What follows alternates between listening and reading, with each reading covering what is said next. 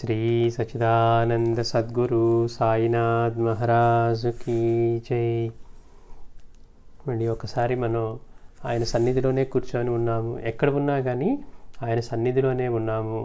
మన చుట్టూ మన లోపల పంచభూతాల రూపంలోనూ అంతటా సాయినాథుని చైతన్యమే నిండి ఉంది.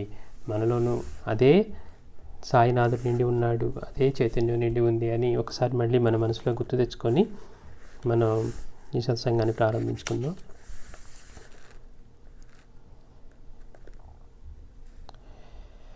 బాబా అంటున్నారు, ఈ ప్రపంచం చాలా వింతైనది. అందరూ నా ప్రజలే, నేను అందరినీ సమానంగా చూస్తాను. కానీ ఈ ప్రపంచం మన మధ్య నీవు నేను అనే భేదమనే అడ్డుగోడ నిలుపుతుంది అన్నారు బాబా. బాబా అంటున్నారు, ఈ ప్రపంచం చాలా వింతైనదట. అందరూ కూడా నా ప్రజలే. నిజానికి ప్రభు ఆయనే, అందరూ కూడా ఆయన ప్రజలే, ఆయన బిడ్డలే. నేను అందరినీ కూడా సమానంగానే చూస్తాను. బాబా దగ్గర ఎక్కువ తక్కువ అనేది ఉండదట. అందరినీ కూడా ఆయన సమానంగానే చూస్తారు. మాస్టర్ గారి దగ్గర కూడా ఒకసారి మాస్టర్ గారు అడిగారంట. అడిగితే అంటే కొంతమంది ఏమనుకునేవారు, భరద్వాజ్ మాస్టర్ గారికి నేనంటే ఎంతో ఇష్టం, ఆయన నాతో ఎంతో ప్రేమగా ఉంటారు, సొంత మనిషిలా చూసుకుంటారు, అసలు వాళ్ళ కుటుంబంలో సభ్యుడిని ఎంత ప్రేమగా ఉంటారో అంత ప్రేమగా అని. అది ఒక్కళ్ళు అనుకుంటే మనకి నిజమే, ఎవరి పట్ల ఆయనకి అలాంటి అభిప్రాయం ఉందనుకోవచ్చు.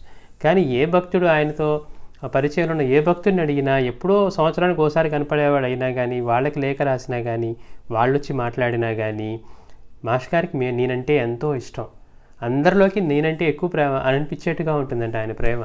అందరి పట్ల కూడా, అంటే అర్హుడా అనర్హుడా అనేది ఉండదు ఆయనకి. మనం అందుకే అనుకున్నాం అన్ని రూపాల్లోనూ బాబా ఆయనే ఉన్నారని. అలానే ఇక్కడ అన్ని రూపాల్లో కూడా మాస్టర్ గారు ఆయన్ని సాయినే, అంటే ఉన్నదంతా ఒకే చైతన్యం అనుభవం పొందిన తర్వాత అన్ని రూపాలు కూడా ఆయనవే. ఒకళ్ళ పట్ల కఠినంగా ఉండటం, ఒకళ్ళని ప్రేమించడం, ఒకళ్ళని ఎక్కువగా చూడటం అలా ఉండదు అనమాట. అట్లా బాబా అంటున్నారు, నేను అందరినీ సమానంగానే చూస్తాను అని.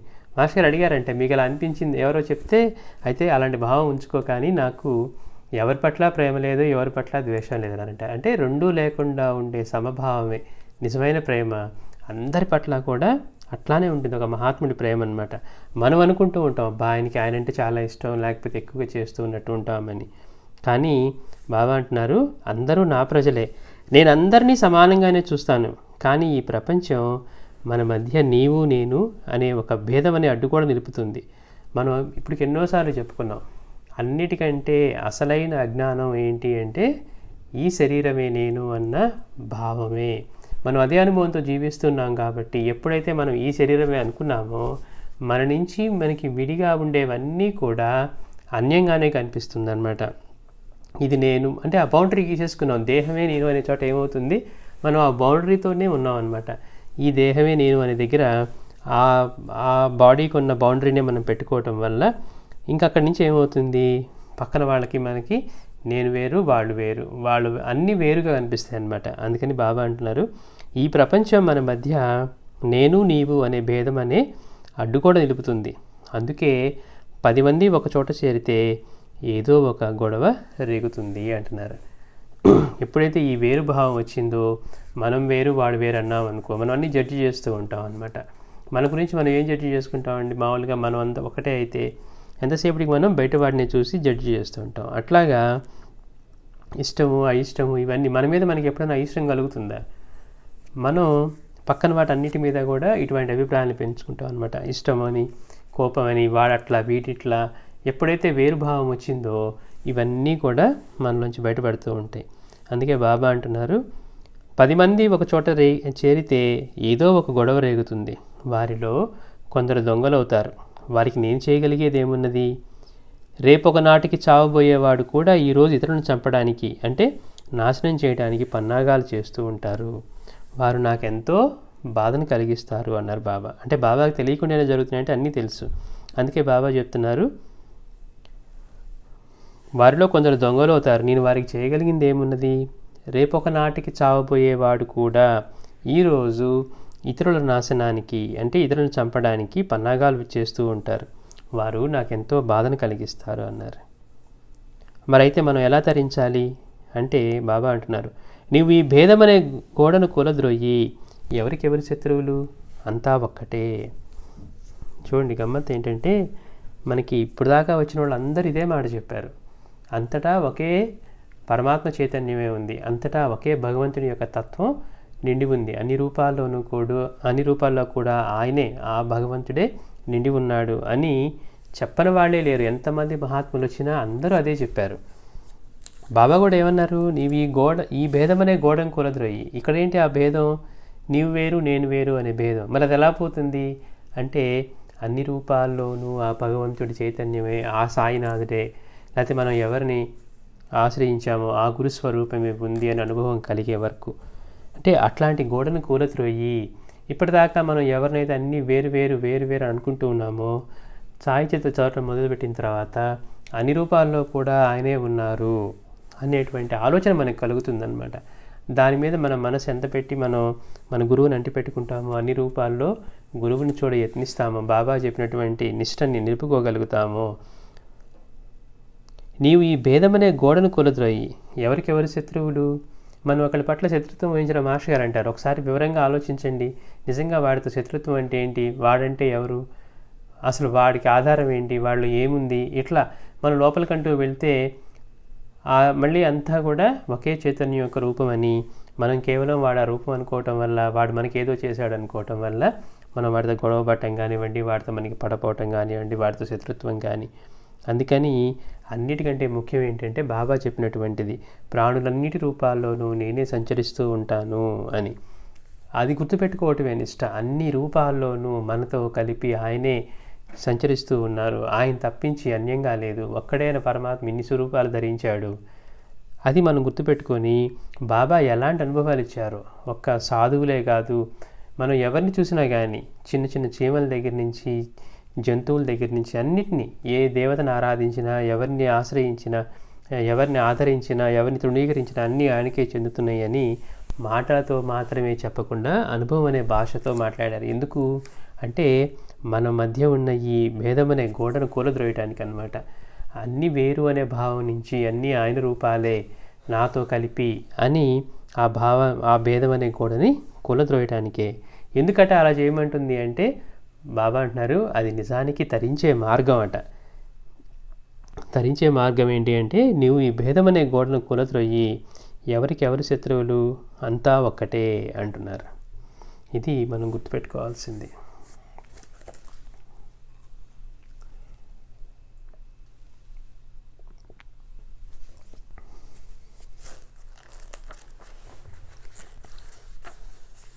గత వారం మనం జన్మాంతర జ్ఞానం అధ్యాయాన్ని కంప్లీట్ చేసుకున్నాం.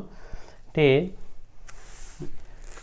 బాబా అప్పుడప్పుడు వచ్చిన భక్తులతోటి వాళ్ళని గత జన్మల నుంచి ఆయన ఎలా సంరక్షిస్తూ వాళ్ళని నడిపించుకుంటూ వస్తున్నారో చూస్తే కానీ ఆ భక్తులకు కూడా కొంతవరకు ఆయన సాయి అంటే ఈ రూపమే కాదు, నాకున్న గత జన్మల నుంచి కూడా ఆయన నన్ను గమనిస్తూనే నన్ను రక్షిస్తూనే ఉన్నారు. అందుకే రేగే గురించి వాళ్ళ గురించి చెప్పినప్పుడు, పురంధరే గురించి చెప్పినప్పుడు, తర్వాత వివిధ భక్తుల గురించి చెప్పినప్పుడు, ఆ మేకల గురించి చెప్పినప్పుడు కూడా వాళ్ళు గతంలో నా పొరుగింటి మానవులు, ఒకప్పుడు ప్రేమతో ఉండేవారు, వాళ్ళు అంటే ఈ పరస్పరమైన ద్వేషాలు అవన్నీ వహించి ఇలా వాళ్ళు మేక జన్మలో వచ్చారు. మళ్ళీ వాళ్ళు ఒక్కసారి అటుగా వెళ్తూ జాలిగా చూసినప్పుడు వాటి మీద ప్రేమ కలిగి వాటిని తీసుకొచ్చి పప్పులు కొని పెడితే అక్కడ ఉన్న భక్తులు, బాబా మీరు మోసపోయి ఎక్కువ వెలకి పెట్టి కొన్నారు అని వాటిని ఇచ్చే వరకు ఊరుకోలేదు అని. అంటే మాస్టర్ గారు అంటారు, కర్మ ఎంత బలీయంగా ఉంటుంది ఒక్కోసారి అంటే, అనుభవింపజేయాల్సింది చేయకుండా ఊరుకోనివ్వదంట. అంటే ధర్మం అనేది అంత ఇదిగా ఉంటుంది. అట్లానే చెన్నపసప్ప వీరభద్రప్పల కథ గురించి మనకి బాబా ఎంతో అద్భుతమైన విషయాన్ని వివరించారు. ఎందుకని వాళ్ళు నిజంగా చంపుకోకపోయినప్పటికీ కూడా చంపుతాను అని వాళ్ళ ఒకళ్ళొకళ్ళు చంపుకుంటామని ద్వేషం వహించినందుకు వాళ్ళకి ఒక బ్రాహ్మణుడు ఒక వైశ్యుడి దగ్గర నుంచి వాళ్ళు హీన జన్మలెత్తి పాము కప్పగా జన్మించిన అప్పటికి కూడా వాళ్ళ సంస్కారాల్లో పరివర్తన లేక వాళ్ళు ఆ రూపాల్లో కూడా కొట్టుకొని ఒకళ్ళొకళ్ళు చంపుకోవాలనుకుంటూ ఉన్నారు. అందుకని బాబా ఏమంటున్నారు,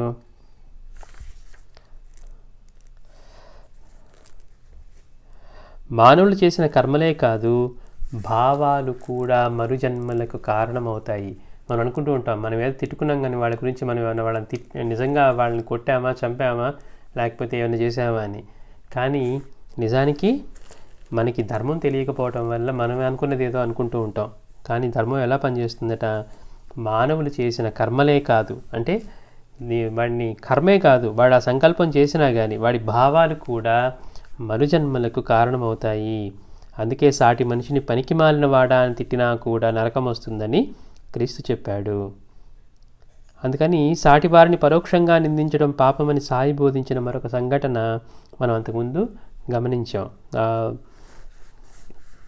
ఒకళ్ళ గురించి తప్పుగా మాట్లాడుతున్న వాడిని పిలిచి, బాబా అక్కడ పని చేస్తున్న పనిని చూపించి, అది చేసేది కూడా నువ్వు చేసే పని, పక్కన వాళ్ళని నిందించడం అంటే వాళ్ళ యొక్క పాపాన్ని నువ్వు తీసుకొని నీకున్న పుణ్యాన్ని వాళ్ళకి ఇవ్వటము.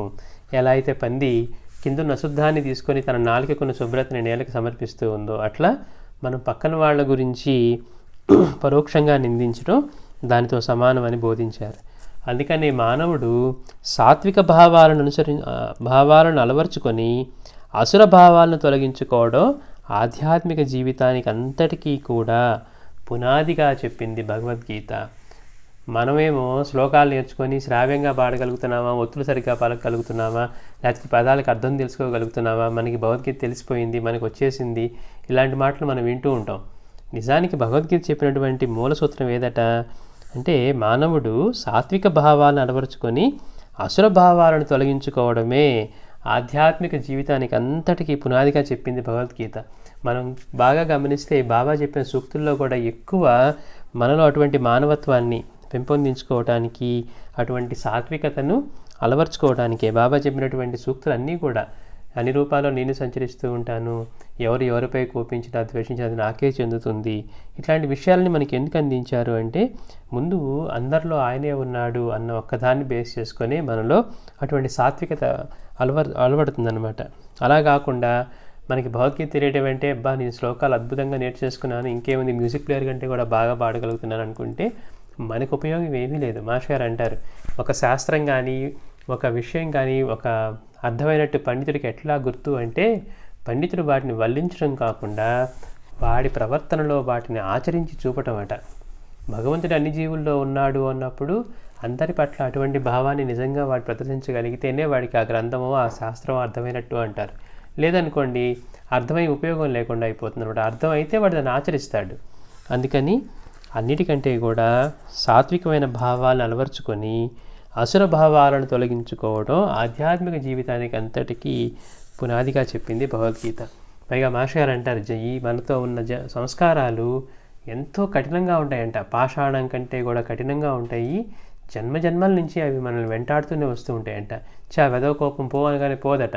లేకపోతే మనకున్న ఏవైనా చెడు సంస్కారాలు ఇవన్నీ కూడా ఏదో మనం చేతితో తీసి పక్కనేసినట్టుగా పోవట. దాన్ని ఎంతో ప్రయత్నంతో మనం చేస్తూ ఉంటే కానీ, ఎంతో అభ్యాసం మీద కానీ పోవు. అందుకే బాబా ఏమన్నారు, వీడిని పరిచయం చేస్తుంటే, నువ్వు పరిచయం ఏంటి, నాకు 2000 సంవత్సరాల నుంచి తెలుసు, వీడు అప్పటి నుంచి కూడా ఈ కోతి బుద్ధులు పెడయుక్తులు కలిగే ఉన్నాడు, వీడిలో ఇంకా మార్పు లేదన్నారు. అలానే ఒక భక్తుడు వస్తే వీడెంతో మంచివాడు, వీడికి అన్ని మంచి బుద్ధులే ఉన్నాయి, కాబట్టే మళ్ళీ ఈ తల్లి గర్భాన్ని వీడిని జన్మింపజేశాను అని చెప్తూ ఉన్నారు. అంటే మాస్టర్ గారు అంటారు, సంస్కారాలు పోవటం అనేది ఎంతో కష్టం.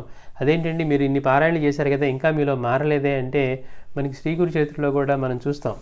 ఆయన ఎంత భక్తితో శివపూజ చేస్తూ ఉన్నప్పటికీ కూడా, సర్వజ్ఞుడై ఉన్నప్పటికీ కూడా,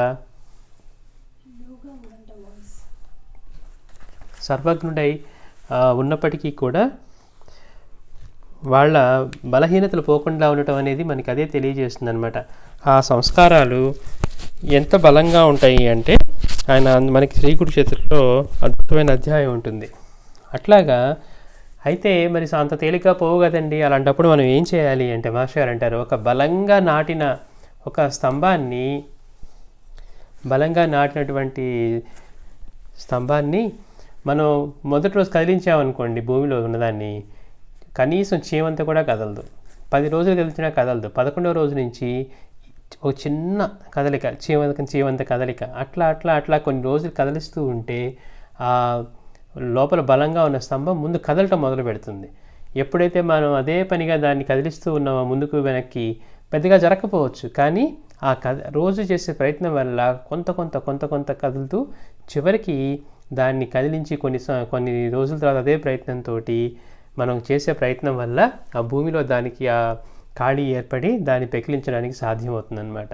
అంటే సంస్కారాలు కూడా అంత బలంగా ఉంటాయంటారు మాస్టర్ గారు. వాటిని మనం అవి ఇప్పుడు చేయలేకపోతున్నాం కదా అని మార్చడానికి ఉండదు, అవి ప్రయత్నం చేస్తూ ఉంటేనే అవి అలా మనం తీయగలుగుతాము అని.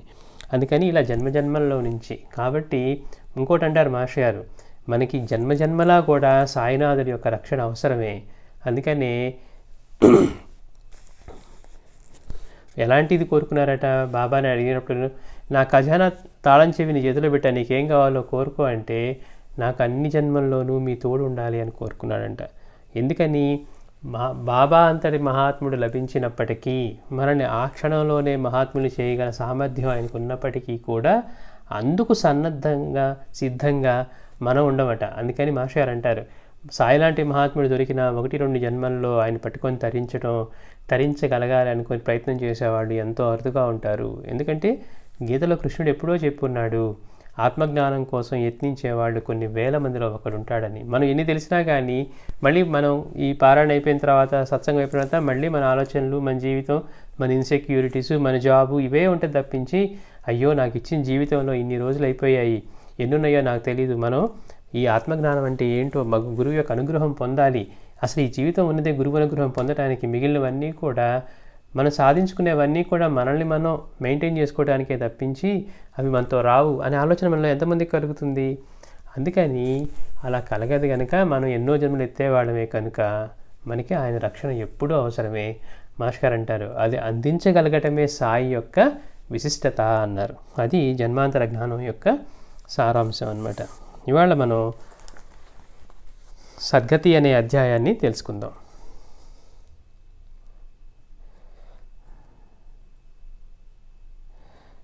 వినపడుతుందండి మీకు?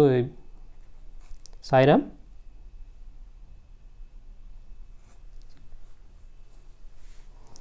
శ్రీ సచ్చిదానంద సద్గురు సాయినాథ్ మహారాజ్ కీ జై. సద్గతి.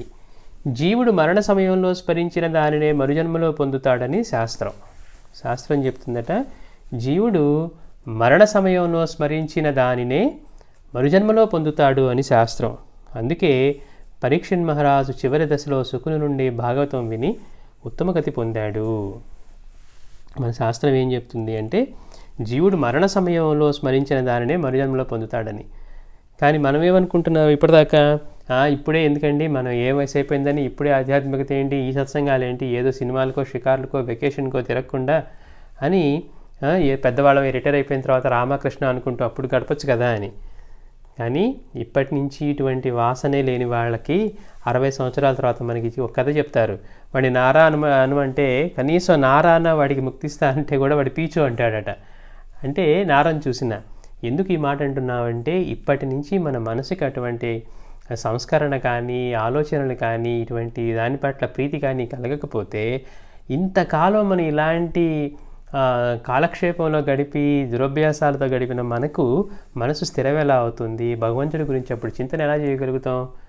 మరి అదేమి తెలియకుండా మన పెద్దవాళ్ళు కూడా బాధపడుతూ ఉంటారు, అయ్యో మా పిల్లలకి ఇప్పటి నుంచి ఈ ఆధ్యాత్మికత ఏంటో, వీళ్ళంటే వారానికి సత్సంగం అంటారు, వీళ్ళంటే పారాయణ అంటారు, లేకపోతే ఇంకోటి ఏదో అనుకుంటున్నారని. మాస్టర్ గారు అంటారు ఒక చోట, వీళ్ళు చెడు సాహసాలు పట్టి చెడిపోతున్నారన్నా కానీ పెద్దవాళ్ళు పెద్ద భయపడరంట. ఏముందిలేండి వాడు తెలుసుకోగానే మానేస్తాడు, చీట్ల ప్యాకే కదా ఆడుతుంది మానేస్తాడు, తాగుతున్నాడా ఎప్పుడో ఒకసారి తాగుతాడులేండి మానేస్తాడు, వాడే తెలుసుకుంటాడని బాధపడరట. కానీ అదే వాడు గుళ్ళకి తిరుగుతూ మహాత్ముల చుట్టూ తిరిగాడు అనుకోండి, చూడండి వీడి పనికి మానవాళ్ళకి తిరుగుతున్నాడు, ఎక్కడ సన్యాసి అయిపోతాడో అని బాధపడుతూ ఉంటారంట. అలాంటి పరిస్థితి మనకు వచ్చేసింది. కానీ శాస్త్రం ఏం చెప్తుంది? మరణ సమయంలో స్మరించిన దానినే మరుజన్మలో పొందుతాడని శాస్త్రం. కానీ అప్పుడు స్మరించగలగాలంటే ఒక కాకా దీక్షిత్ లాగా, బాబా అంటూ ఉండేవారు, నా కాకాని నేను విమానంలో తీసుకెళ్తాను అని. మనం ఎన్నోసార్లు చెప్పుకున్నాం. ఆయన కేవలం తన శరీరానికి కలిగిన వైకల్యాన్ని తొలగించుకోవడానికి అక్కడికి వచ్చి బాబా చేత ఆకర్షించబడి ఆయన అన్నిటినీ వదులుకొని, బాగా ధనవంతుడు గొప్పవాడు, అవన్నీ వదులుకొని ఎంతటి ప్రశాంతమైన జీవితాన్ని గడుపుతూ ఉండేవాడో అతను మొహంలో ఆ ప్రశాంతత అంతా ప్రకటమయ్యేదట. కపార్తే అంటాడు, కాకా దీక్షిత్ మొహంలో అది స్పష్టంగా కనపడుతూ ఉండేది అని. బాబా కూడా ఏమనేవారు, కాకాని నేను విమానంలో తీసుకెళ్తానని. ఆయన కరెక్ట్గా చనిపోయే ముందు కూడా బాబాని స్మరించుకుంటూ, అంటే వాళ్ళు స్టేషన్కి వచ్చేసరికి టైం అయిపోయి రైలు వెళ్ళిపోయి ఉంటుంది అనుకుంటారు, కానీ వాళ్ళు వచ్చే వరకు రైలు లేట్ అయ్యి కరెక్ట్గా వాళ్ళు వచ్చిన తర్వాతే ట్రైన్ వస్తుందన్నమాట. ఆ ట్రైన్లో ఎక్కి కూర్చొని పక్కన తన మిత్రుడితో చెప్పుకుంటున్నాడు, బాబాయ్ ఎంత దయామయుడు, మనం వచ్చే సమయానికి రైలు అందించారు అని చెప్పి అలా కూర్చొని ఆయన స్మరించుకుంటూ ఒక్కసారిగా మాట్లాడటం మానేశారట. అంటే ఆ ఆనందంలో. తర్వాత అతను ఏదో ధ్యానంలోకో ఆనందంలో కళ్ళు మూసుకున్నాడు అనుకుంటే, తర్వాత చూస్తే అతనికి శ్వాస ఆగిపోయింది. అంటే అలాంటిది కలగాలంటే ఎలా కలుగుతుంది? మనం సాయిని స్మరించడమో భగవంతుని స్మరించడమో అలవాటు చేసుకుంటే కలుగుతుంది తప్పించి, మనం పెద్దవాళ్ళు చెప్పినట్టు ఇప్పుడే ఏమైంది, మీకు ఏం తొందర, ఎంత మీ వయసులో ఎంత, మీరెంత, ఇప్పుడు ఇదంతా ఎందుకు, ఇప్పుడు లైఫ్ ఎంజాయ్ చేయండి, 60-70 ఏళ్ళు 60 ఏళ్ళు దాటినా చూసుకుంది కానీ అంటూ ఉంటారు. ఎలా సాధ్యం? అందుకని శాస్త్రం ఎంత చెప్పినా కానీ చివరికి వచ్చేసరికి నారాయణం అంటే పీచు అనే స్థాయికే మన మానసిక స్థితి ఉంటుంది. అయితే మనకి మాస్టర్ గారు కూడా చెప్తారు, ఈ కృష్ణుడు ఇంతటి భగవంత్ స్వరూపం అయ్యి అంత కురుక్షేత్ర యుద్ధం జరగటానికి, అంటే అర్జునుడి అన్ని కింద పడేసినా కానీ మళ్ళీ అతనికి అటువంటి బోధ చేసి ధర్మాన్ని తెలిపి అతని చేత యుద్ధం చేయించారు. ఆయన అక్కడ కరుణా స్వరూపం, అంతమంది మరణానికి కారకుడయ్యాడు అన్నారట. అంటే తెలియని వాళ్ళు. దానికి మాస్టర్ గారు ఏం చెప్పారంటే, వాళ్ళందరూ కూడా ఆయన అక్కడ చూస్తూ వాళ్ళందరూ తరించిపోయారట. ఎందుకని ఆ ప్రాణాలు పోయేటప్పుడు అంతా కూడా ఆ దివ్యమైన స్వరూపం ఆయన సన్నిధిలోకి పోవటం వల్ల. అట్లా మరణ సమయంలో స్మరించిన దాన్ని మరుజన్మలో పొందుతాడని శాస్త్రం. అక్కడ నిజానికి కృష్ణుడు కూడా వాళ్ళందరినీ ఉద్ధరించారట. నిజంగా యుద్ధంలో అలా చూస్తే మనం అనుకుంటాం అంతమంది వేల మంది చనిపోవడానికి ఎలా కారణమయ్యాడని. మనకున్నంత కామన్ సెన్స్ లేకపోతే మనకున్నంత జాలి ప్రేమ పరమాత్మునికి ఉండదా? అది మనం మర్చిపోతూ ఉంటాం. అందుకనే పరీక్షిత్ మహారాజు చివరి దశలో సుఖం నుండి భాగవతం విని ఉత్తమగతి పొందాడు. ఇది మన సాంప్రదాయానికి కూడా ఎంతో ముఖ్యమైన విషయం. ఆయన ఇంకా వారం రోజులు చనిపోతాడు, ఎలా అయినా ముక్తి పొందాలని తపన పడుతూ ఉంటే, బాబు నువ్వు వెళ్ళి భౌతిక చదువుకో, బాబు నువ్వు వెళ్ళి ఇంకో పని చేయి, లేకపోతే నువ్వు ముక్కు మూసుకొని ధ్యానం చేయి, నువ్వు ముక్కు మూసుకొని అది చేయి, లేకపోతే ఈ యజ్ఞం చేయి, ఈ యాగం చేయని చెప్పలేదట. శుకుడు ఏం చేశాడు? భాగవతం ఆయనకి శ్రవణం చేయించి ఉత్తమ గతినిచ్చాడు. ఎందుకని? ఆ భగవంతుడి యొక్క ఈ భాగవతుడి యొక్క చరిత్ర ఇదంతా, ఆయన భగవంతుడి యొక్క కరుణ ప్రేమ ఇదంతా ఆయన భాగవతం నుంచి విని అది మొత్తం కూడా మనసంతా భగవంతుని నింపుకోవటం వల్ల ఆయన వారం రోజుల్లో ముక్తి పొందాడట. అందుకే కాశీ వంటి క్షేత్రాల్లో మరణించాలని ముసలితనంలో ఎందరో అక్కడికి చేరతారు. అంటే మన పారాయణ సాంప్రదాయానికి కూడా ఉన్న విషయం ఏంటో గమనించండి. సుఖ మహర్షి కూడా పరీక్షిత్తు చేత కేవలం భాగవతం పారాయణ చేయించి, భాగవతం అంటే ఇట్లా భక్తుడి లీలలు, భగవంతుని యొక్క లీలలు, భక్తుల యొక్క చరిత్ర అన్నమాట, వీటిని చేయించి మనసంతా వాటితో నింపి, అందుకే విజయానందుడితో కూడా బాబా అంటారు, ద్వారాలన్నీ బంధించి భాగవత పారాయణ చేయి అని. అంటే ఇంకా 2 రోజుల్లో చనిపోతాడని బాబాకు ముందే తెలుసు.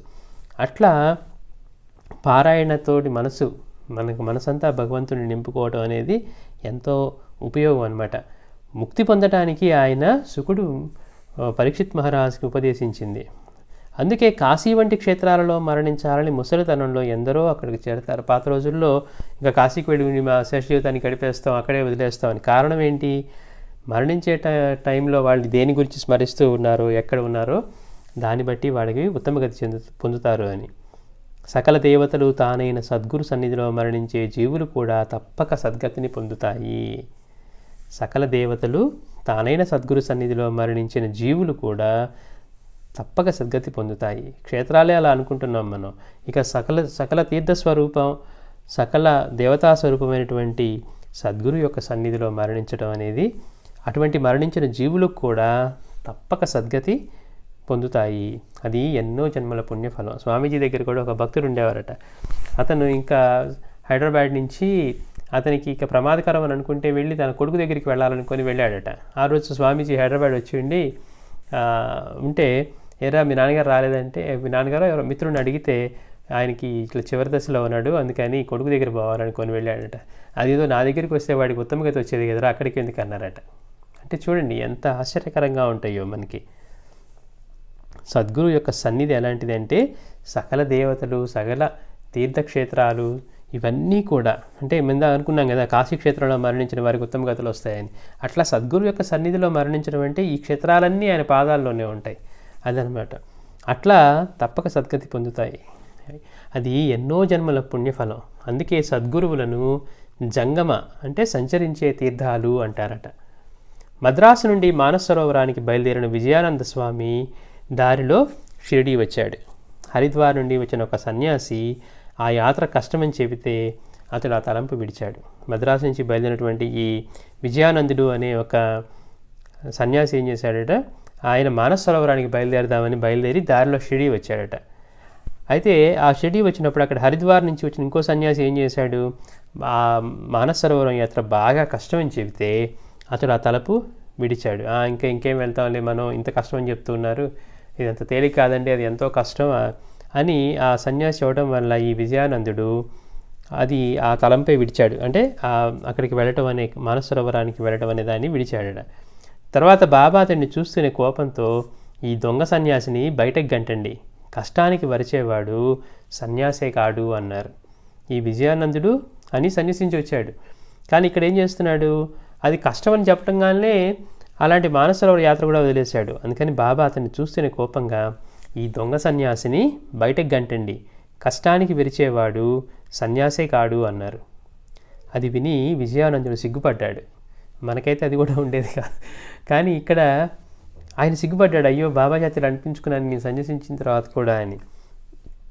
ఎందుకని చెప్తున్నారు, దొంగ సన్యాసి అన్నారు. ఊరికే కాషాయం కట్టుకోగానే లేకపోతే అన్నీ వదిలేసా అనుకోగానే సన్యసించడం ఉండదు. అందుకని ఈ దొంగ సన్యాసిని బయటికి గంటండి, కష్టానికి విరిచేవాడు సన్యాసే కాడు అన్నారు. అది విని విజయానందుడు సిగ్గుపడ్డాడు. 2 రోజుల తర్వాత అతని తల్లికి జబ్బు చేసిందని జాబ్ వచ్చింది. ఇంకో 2 రోజులైన తర్వాతట ఈ విజయానందుడి తల్లికి మద్రాసులో బాలేదు, జబ్బు చేసిందని జాబ్ వచ్చిందంట. వెంటనే అతడు ఇంటికి వెళ్ళడానికి బాబా అనుమతి కోరాడు. బాబా, మా అమ్మగారికి బాలేదు, నేను ఇంటికి వెళ్తాను అని అనగానే అప్పుడు బాబా అంటున్నారు, ఇంత మమకారం ఉంటే ఎలా సన్యసించావు అంటే, కాషాయం కట్టుకున్నాడు కానీ మిగిలిన వేటిని కూడా జయించలేకపోయాడు అనమాట. అందుకని బాబా అడుగుతున్నారు, నీకు ఇంత మమకారం ఉంటే ఎలా సన్యసించావు? వసతి గృహంలో ద్వారాలు బంధించి ఓర్పుతో జాగ్రత్తగా వేచి ఉండు, దొంగలు సర్వం దోచుకుపోతారు అన్నారు. నీకు అసలు ఇంత మమకారం ఉంటే, ఇందాకేమో మానస సరోవర యాత్రకి వెళ్ళడానికి బయలుదేరిన వాడివి, ఎవరో అక్కడ ప్రయాణం చేసి వచ్చిన వాడు వచ్చి, అమ్మో అది చాలా కష్టమైందండి, ఎలా వెళ్తారన్నందుకు అది మానేసావు. ఇప్పుడేమో అమ్మకి ఒంట్లో బాగాలేదనగానే మళ్ళీ వెనక్కి వెళ్ళడానికి అనుమతి అడుగుతున్నావు. అసలు నీకు ఇంత మమకారం ఉంటే నువ్వు ఎందుకు సన్యసించావు అని బాబా అడిగేసరికి అతను సిగ్గుపడ్డాడు. అప్పుడు బాబా చెప్తున్నారంట, వసతి గృహంలో ద్వారాలు బంధించి ఓర్పుతో జాగ్రత్తగా వేచి ఉండు అంటే, ఆయన బయటికి డైరెక్ట్గా చెప్పకుండా చెప్తూ ఉన్నారు, హింటిస్తూ ఉన్నారు. వసతి గృహంలో ద్వారాలు బంధించి ఓర్పుతో జాగ్రత్తతో వేచి ఉండు, దొంగలు సర్వం దోచుకుపోతారు, ధనము శరీరము అశాశ్వతాలని గుర్తుంచుకో, సుఖాపేక్ష విడిచి నీ ధర్మంలో నిలు, నీ పూర్వపుణ్యమే నిన్నిక్కడకు తెచ్చింది, భాగవతం శ్రద్ధగా పారాయణ చెయ్యి, కృతార్థుడిపోతావు అన్నారు బాబా. చూడండి, అంటే రేపు జరగబోయేది ఏంటో చెప్పకుండానే చెప్తున్నారు. ఏమని చెప్తున్నారు, వసతి గృహంలో ద్వారాలు బంధించి ఓర్పుతో జాగ్రత్తగా వేచి ఉండి, చూస్తానికేమో గృహం అంటున్నారు కానీ చెప్పేది ఏంటి అక్కడ, ఈ దేహం అనే గృహంలో, వసతి గృహంలో ఇంద్రియాలు ఇవన్నీ బంధించి జాగ్రత్తగా ఉండు అంటే దొంగలు సర్వం దోచుకుపోతారు. అంటే ఇతన్ని ప్రాణం పోవడానికి రెడీగా ఉందన్నమాట. అంటే వచ్చి ఆ యమదూతలే దొంగలు, వాళ్ళు సర్వం దోచుకుపోతారు. కానీ బాబా ఏం చెప్తున్నారు, ధనము శరీరము అశాశ్వతాలని గుర్తుంచుకో. మనం ఎప్పుడు కూడా ఇది గుర్తుంచుకో. అందుకే మన తపనంతా కూడా ఈ శరీరానికి సుఖాన్ని అందించడం కోసమే, మనం ధనాన్ని ఆర్జించడం కోసమే మన తపనంతా ఉంటుంది. ఎన్ని విన్నా ఎంత చేసినా కానీ మన ఆలోచన ధనం మీద నుంచి ఇంకో దానికి పోదు. ఎందుకు అది అంటే, అది ఉంటే మనం హాయిగా జీవించవచ్చు. అది మన ఫస్ట్ పాయింట్. అది ఉంటే మనం ఆత్మాభిమానంతో జీవించవచ్చు, లేకపోతే అది ఉంటే మనం పక్కన వాళ్ళకంటే తక్కువగా లేవు అనే దాంతో జీవించవచ్చు. అట్లా మన మనసు ఎప్పుడు దాని మీదే కొట్టుకుంటుందన్నమాట. ధనము శరీరము అశాశ్వతాలను గుర్తుంచుకో. మనలాంటి వాళ్ళకి చెప్పారనుకోండి ఇవి అర్థం కావు, కానీ ఇంక 2 రోజుల్లో ప్రాణాయం పోవడానికి సిద్ధంగా ఉన్న వాడికి చెప్తే అప్పుడు అర్థమవుతుంది అనమాట. ధనము శరీరము అశాశ్వతాలను గుర్తుంచుకో, సుఖాపేక్ష విడిచి నీ ధర్మంలో నిలువు. నీ పూర్వపుణ్యమే నేను ఇక్కడ తీసుకొచ్చింది. నువ్వు గతంలో చేసుకున్న పూర్వపుణ్యం ఉంది చూసావా, అది నీ చివరి దశలో నిన్ను సద్గురు యొక్క సన్నిధికి తెచ్చింది. ఇప్పుడు దాని ఎందుకు బాబా ఇంటికి వెళ్ళనివ్వలేదు అంటే, ఇప్పుడు కనుక అతనికి ఇంటికి అనుమతిస్తే వాడు ఎలాగో 2 రోజులు పోబోతున్నాడు, కానీ దారిలోనే ఆయన ప్రాణం పోయేది. కానీ తన దగ్గరికి వచ్చిన భక్తుడి యొక్క శ్రేయస్సు కోసం బాబా ఏం చేశారు, అతన్ని పంపించకుండా అది జరిగేదేదో ఆయన సన్నిధిలో జరిగితే అతనికి ఉత్తమ స్థితి అయినా లభిస్తుంది. ఎలాగూ చెప్పారు, వీడిటి దొంగ సన్యాసి అన్నాడు బాబా. అయినప్పటికీ కూడా అతని మీద కరుణతోటి అతను చేసుకున్న పూర్వపుణ్యం వల్ల సాయి దగ్గరికి తీసుకొచ్చి మళ్ళీ అతను తన ప్రయత్నంతో తల్లిని చూడటానికి వెళదాం అనుకున్నా కానీ అందుకని పంపించకుండా బాబా అతను అక్కడ ఆపేశారనమాట. ఆపేసి అతన్ని ఉద్ధరిస్తూ ఉన్నారు. అందుకని ఏం చెప్పారు, ద్వారాలు బంధించి ఓర్పుతో జాగ్రత్తగా వేచి ఉండు, దొంగలు సర్వం దోచుకుపోతారు. ధనము శరీరము అశాశ్వతాలను గుర్తుంచుకో. సుఖాపేక్ష విడిచి నీ పూర్వపుణ్యమే నిన్ను ఇక్కడికి తెచ్చింది. భాగవతం శ్రద్ధగా పారాయణ చెయ్యి అంటే అన్నింటినీ బంధించి భాగవతం పారాయణ చెయ్యి అంటే మనస్సుని అటు ఇటు పోనివ్వకుండా నిలిపి శ్రద్ధగా భగవంతుడి యొక్క చింతన చెయ్యి, కృతార్థుడవుతావు అన్నారు. అతడు ప్రయాణం మానుకొని లెండీలో పారాయణ పూర్తి చేశాక 3వ రోజున తన గదిలోనే బడే బాబా ఒడిలో ఒరిగి ప్రాణం విడిచాడు. ఎందుకు మనకి సాయి రక్షణ అవసరం అంటే ఇందుకు. మరుక్షణం ఏం జరగబోతుందో మనకి తెలియదు. మనమంతా కూడా ఎంతో ప్లాన్ వేసుకొని ఏదో సాధించుకోవాలి అని అన్నిటికీ ఇప్పటి రిటైర్మెంట్ ప్లాన్లు ఇప్పటి నుంచి వేసుకుంటూ ఉంటాం, అప్పుడు ఎలా ఆనందంగా గడపాలని. కానీ మరుక్షణం ఏం జరగబోతుందో మనకి తెలియదు. కానీ మనం పదే పదే చెప్పుకుంటున్నట్లు సాయికి జరగబోయే ప్రతిదీ కూడా మనం ఎంత డీటెయిల్లో తెలుస్తూ ఉంటుంది అని అంటే మనం బల్లీల్లో చెప్పుకున్నాం, అలానే రైల్లో ఊది అందించమన్న ప్రయాణికుడి గురించి చెప్పుకున్నాం, మహల్సాపతికి రాత్రికి ఎదురవబోయే పాము గురించి చెప్పుకున్నాం, ఏ ప్రదేశంలో ఎక్కడ ఎదురవుతుందో. అట్లా ప్రతి చిన్న విషయం జరగబోయే ప్రతి ఒక్క విషయం తెలిసే మాట్లాడతారు బాబా అని తెలుసుకున్నాం. అట్లాంటి మహాత్ముడి యొక్క రక్షణ మనకి జన్మజన్మలా అవసరం అన్నమాట.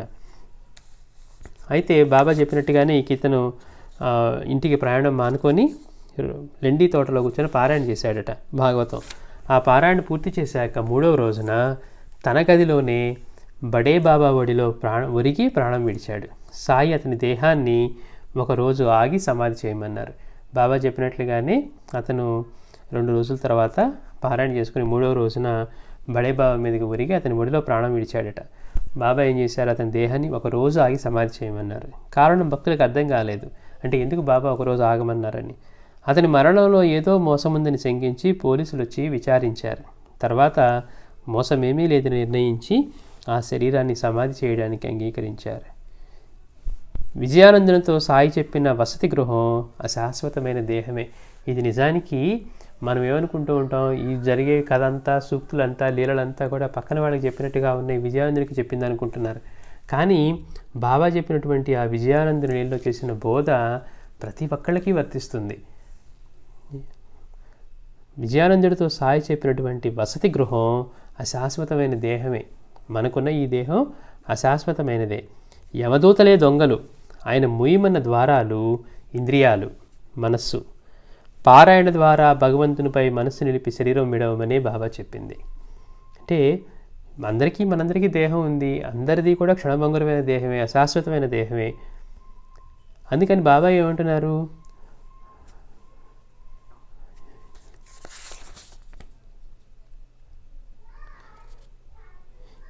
ధనము శరీరము ఈ రెండూ కూడా అశాశ్వతాలను గుర్తుంచుకో అని చెప్తూ ఉన్నారు. కాబట్టి సాయి చెప్పిన వసతి గృహం అశాశ్వతమైన దేహమే, యమదూతలే దొంగలు. ఆయన ముయ్యమన్న ద్వారాలు ఏంటట, మన ఇంద్రియాలు, మనస్సు. మనం ఈ ఆధ్యాత్మిక జీవితం ఎందుకు మనకి కావాలని మాస్టర్ గారు చెప్పిన దాని గురించి చెప్పుకుంటూ మనం పొందే సుఖము దుఃఖము ఈ రెండూ కూడా మనకి ఇంద్రియాల ద్వారా, మనస్సు ద్వారా మాత్రమే అనుభవం అవుతాయి. ఒక విషయం, ఒక స్థలం కొన్నాం అనుకోండి, కొన్న తర్వాత ఒక 2 నెలలకే మనం కొన్నదానికంటే ఏదో కొన్ని రెట్లు పెరిగింది. ఎక్కడ ఆనందపడేది మనం? బయట ఆనందపడుతున్నామా, లోపల ఆనందపడుతూ ఉన్నామా? లేదు, మనం కొన్న తర్వాత తగ్గిపోయింది. ఎక్కడ ఆనందపడుతూ ఉన్నాం? మన మనసులోనే పడుతూ ఉన్నాం. అంటే అంతా కూడా మన లోపలే జరుగుతూ ఉన్నాయి. వీటన్నిటికీ కారణం ఏంటట, మన ఇంద్రియాలు, మనస్సు. ఏ సుఖమైనా దుఃఖమైనా మనం ఇంద్రియాల ద్వారానే అనుభవిస్తున్నాం. అందుకని ఆయన ముయ్యమన్న ద్వారాలు ఇంద్రియాలు, మనస్సు. పారాయణ ద్వారా భగవంతునిపై మనస్సు నిలిపి శరీరం విడవమని బాబా చెప్పింది. అతడు తల్లిపై కనుక మమకారంతో చనిపోతే పతితుడైన సన్యాసిగా దుర్గతి పొందేవాడే. చూసేవాళ్ళకి సూక్ష్మం అర్థం కాక తల్లి దగ్గరికి వెళ్తానంటే బాబా అనుమతి ఇవ్వలేదే అనుకుంటాం. తెలియని వాళ్ళు ఏం చేస్తారు, బాబా అతను తల్లి దగ్గరికి బాగోలేదని వెళ్తానంటే అనుమతి ఇవ్వలేదే అని. కానీ అతను 2 రోజుల్లో మరణించాడని మీకు తెలుసా, నాకు తెలుసా? మనకి తెలియదు. తను ఆశ్రయించిన భక్తుడు పతితులు అవ్వకుండా ఉద్ధరింపబడాలన్నదే బాబా యొక్క ఉద్దేశం అన్నమాట. అందుకని ఏం చేశారు బాబా, నువ్వు ఎక్కడికి వెళ్ళవలసిన పని లేదు, ఇంత మమకారం ఉంటే ఎలా సన్యసించావు, అన్నీ ఓర్పుతో ఉండి భాగవత పారాయణ చేయి అని చెప్పి బాబా అతన్ని అక్కడ ఆపివేయటం వల్ల అతను బాబా యొక్క చెప్పింది విని పారాయణ చేసుకొని ఆయన దయ వల్ల, పైగా చెప్తున్నారు నీ పూర్వపుణ్యమే ఇక్కడికి తీసుకొచ్చింది అని. అట్లా ఒకవేళ కనుక అతడు తల్లిపై మమకారంతో చనిపోతే ఏమయ్యేదట, పతితుడైన సన్యాసిగా, అందుకే ఈ దొంగ సన్యాసిని అంటూ ఉన్నారు. ఇంత మమకారం ఉంటే ఎలా సన్యసించావు అంటున్నారు. పతితుడైన సన్యాసిగా దుర్గతి పొందేవాడే, కానీ సాయి సన్నిధిని సద్వినియోగం చేసుకునేలా కూడా సాయియే చూసుకోవాల్సి వచ్చింది. అంటే తనను ఆశ్రయించిన భక్తుడు తన సన్నిధిని కూడా సద్వినియోగం చేసుకోవటం, అక్కడ ఉండి అతని ప్రాణం విడిచాడు కాబట్టి అది అతనికి ఉత్తమ గతి పొందగలిగాడు. సాయి అది కూడా ఎలా చేయగలిగింది, కేవలం సాయి అతనికి ఆపివేసి, అంటే బయటికి చెప్పకుండా అతన్ని ఆపివేసి నువ్వు పారాయణ చేసుకో అని చెప్పటం వల్ల అతన్ని బాబా యొక్క సన్నిధిని సద్వినియోగం చేసుకోవటం ఇలా కూడా సాయే చూసుకోవాల్సి వచ్చింది. అట్లానే సాటే వద్దనున్న మేగుడనే వంట బ్రాహ్మణుడు ఎప్పుడూ శివస్మరణ చేసేవాడు. ఈ సాటే వద్దనున్నటువంటి మేగుడు, అతను ఈ మేగుడు అనేవాడు వంట బ్రాహ్మణుడు అనమాట, వంటలో వంట చేస్తూ ఉండేవాడు. ఎప్పుడూ కూడా అతను మహాశివభక్తుడు, శివస్మరణ చేసేవాడు.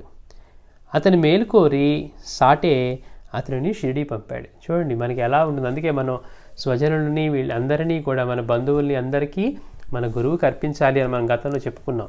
అట్లా మనం పొందే మేలు మన దగ్గర ఉండేవాళ్ళు, మన చుట్టుపక్కల వాళ్ళు, అటువంటి మేలే, అటువంటి మన గురువుని ఆశ్రయించి ఆయన పాదాలను ఆశ్రయించి వాళ్ళ కష్టాలు తొలగించుకొని వాళ్ళు కూడా మేలు పొందాలి, వాళ్ళ జీవితాన్ని కూడా ఆయన సార్థకం చేసుకునేట్టుగా చేసేట్టు మన ప్రయత్నం చేయాలి. అట్లా ఇక్కడ తన దగ్గర ఉన్న వంటవాడిని సాటి ఏం చేశారట, ఇతను చాలా మహాశివభక్తుడు, అందుకని అనుకున్నాడు ఇతను కనుక బాబా దగ్గరికి వెళ్తే ఇతనికి మేలు జరుగుతుందని. అందుకని అతని మేలు కోరి సాటే అతనిని షిరిడీ పంపాడు. దారిలో సాయి ముస్లిం అని ఎవరో చెప్పడంతో అతడు సంకోచిస్తూనే షిరిడీ చేరాడు.